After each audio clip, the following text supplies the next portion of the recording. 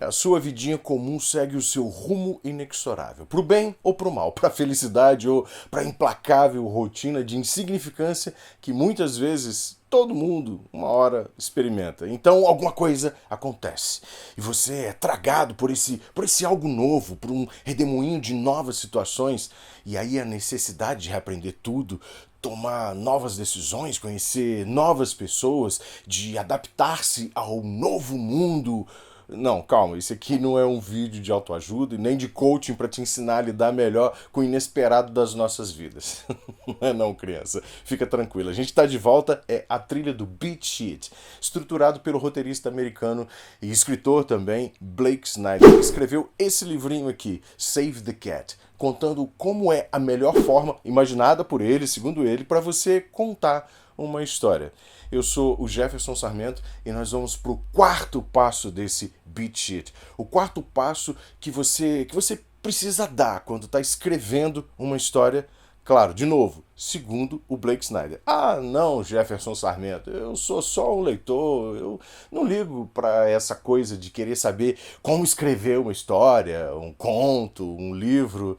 Calma aí, criança. Se você é apenas um leitor, que tal entender um pouquinho melhor que tipo de ferramentas, que tipo de armadilha os escritores usam para te prender na leitura? Como é que funciona? Como é construída, estruturada a história que você está lendo agora, nesse livro que você esqueceu aí na cabeceira da sua cama? Fica aqui comigo que a gente vai conversar hoje sobre o evento mais importante de um romance, de um filme, de um conto. Eu tô falando do incidente incitante. Segura aí rapidinho, enquanto a vinheta rola, são 5 segundinhos só, você já aproveita, já curte esse vídeo e se inscreve aqui no canal se você ainda não é inscrito. Não vai embora não.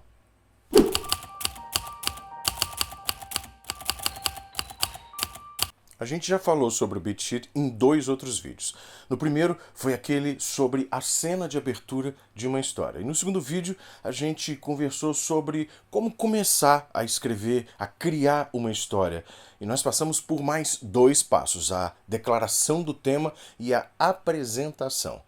Eu vou deixar os links para esses 2 outros vídeos, para esses 3 primeiros passos, no card aqui em cima e na descrição do vídeo para você assistir de novo, caso você fique na dúvida, queira entender melhor esses 4 primeiros passos, contando com esse de hoje, como se eles fizessem parte de um mapa do tesouro, uma receita de bolo, um passo a passo de como construir uma narrativa. Bom, do que a gente vai tratar nesse aqui hoje?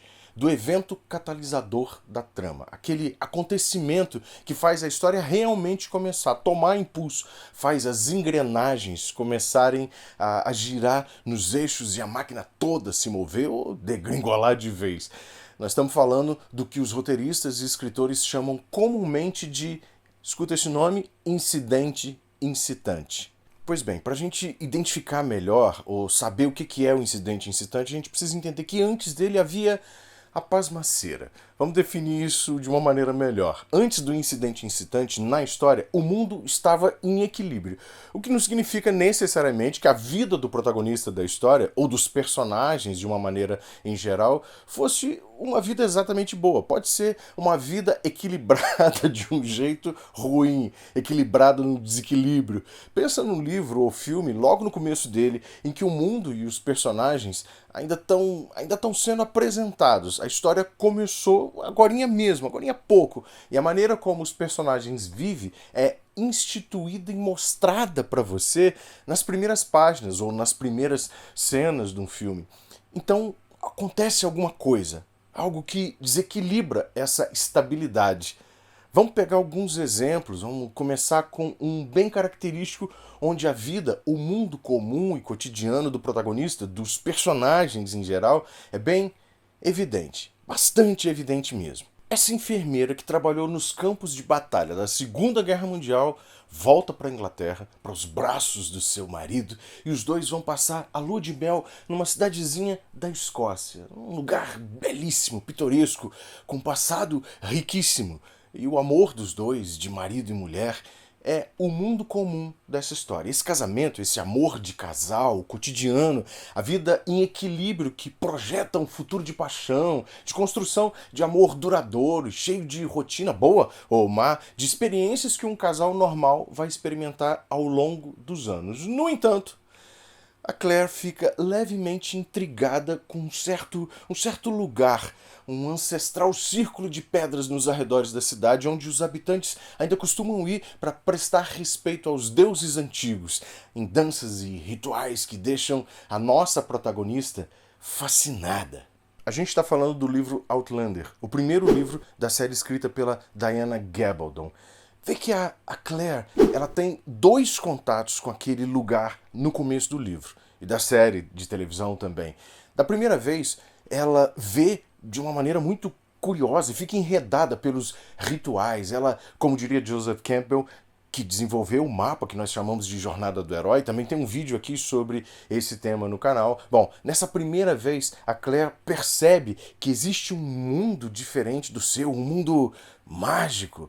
Na maioria das histórias, essa expressão mundo mágico, ela na verdade não quer dizer que esse mundo tenha feiticeiros ou dragões ou sei lá, discos voadores. Quer dizer só que é um mundo diferente daquele em que a personagem vive. É só uma realidade nova que não se enquadra no mundo em equilíbrio em que o protagonista ou a protagonista existe. No caso da Claire, de Outlander, no primeiro livro da série, esse mundo mágico, bom, ele talvez realmente exista. Nesse primeiro contato que ela tem com o círculo de pedras ancestrais, uma certa curiosidade é despertada na Claire. Mas é uma curiosidade que ela toma como fantasiosa. Ela é uma mulher pragmática, física, ela foi uma enfermeira de guerra. Ela não acredita em coisas mágicas de verdade. Ela vê as mulheres da cidade dançando naquele ritual que realmente parece mágico, mas ela tem uma atitude cara, são apenas pessoas simplórias reverenciando entidades místicas que não existem de fato. Pois é, na segunda vez que a Claire vai até o Círculo de Pedras, o incidente incitante muda todo o rumo da história e catapulta a protagonista para o passado longínquo e impossível.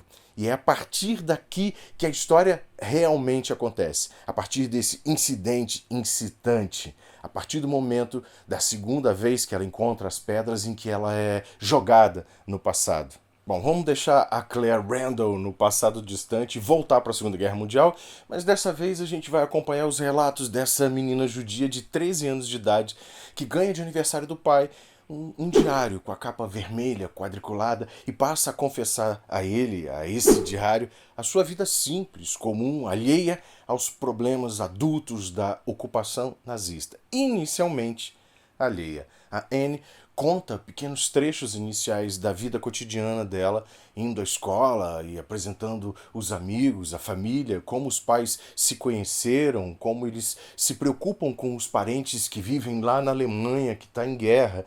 Mas a sombra terrível do nazismo paira sobre as cabeças da família. A Anne também descreve pequenos instantes de medo daquilo que está fora ou além do seu mundo comum, do seu mundo cotidiano, do equilíbrio do seu mundo meio desequilibrado. Pequenas farpas de desequilíbrio sondam a realidade e é o pai da Anne Frank que apresenta para ela o elemento de negação aqui, quando ele diz para ela: viva a sua vida de criança despreocupadamente, porque os adultos estão cuidando de tudo.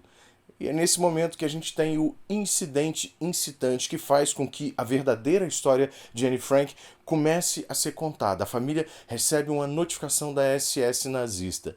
A notificação, o recebimento dessa notificação é que é o gatilho, é que é o incidente, que faz com que a família se mude para o abrigo secreto, onde vai se esconder por mais de 2 anos dos soldados alemães da polícia assassina do Hitler.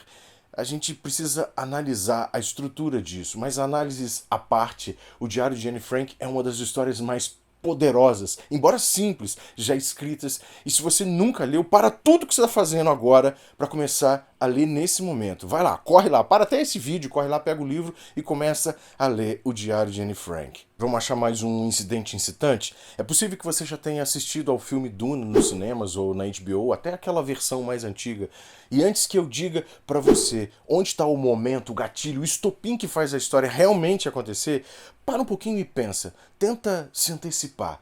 E é bem fácil aqui, porque o incidente incitante da história criada por Frank Herbert é bastante... Bom, ele é explosivo, ele é intenso. A casa Atreides parte para o planeta Arrakis, onde o Duque Leto vai assumir o controle da produção do melange, que é essa especiaria capaz não apenas de prolongar a vida dos seus usuários, mas é a principal responsável pelas antes impossíveis viagens espaciais.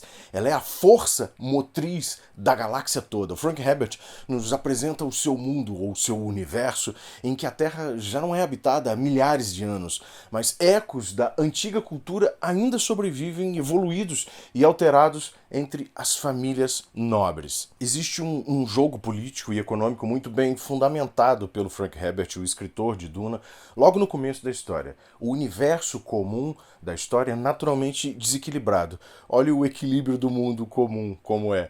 Por forças adversárias, por jogos e esquemas palacianos, e o entendimento disso é crucial para a história toda, mas primordialmente para um incidente incitante. Ocorre que o Duque Leto já antevia uma possível traição.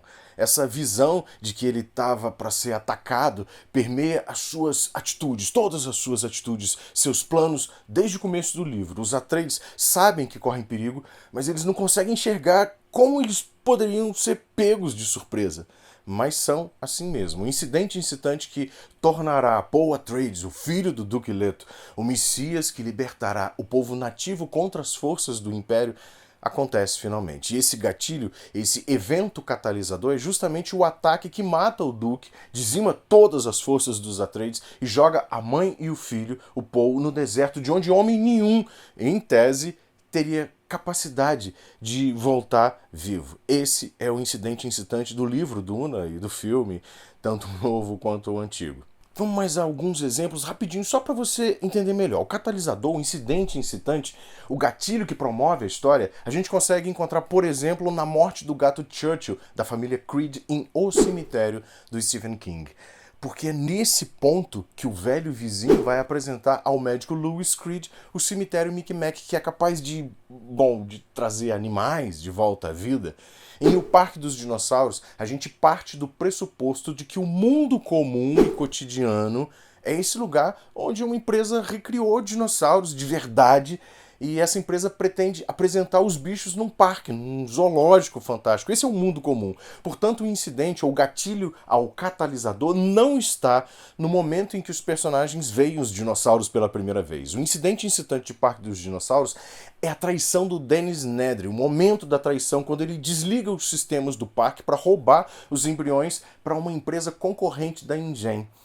Toda a subtrama desse momento é construída com os motivos da insatisfação do personagem Dennis Nedry.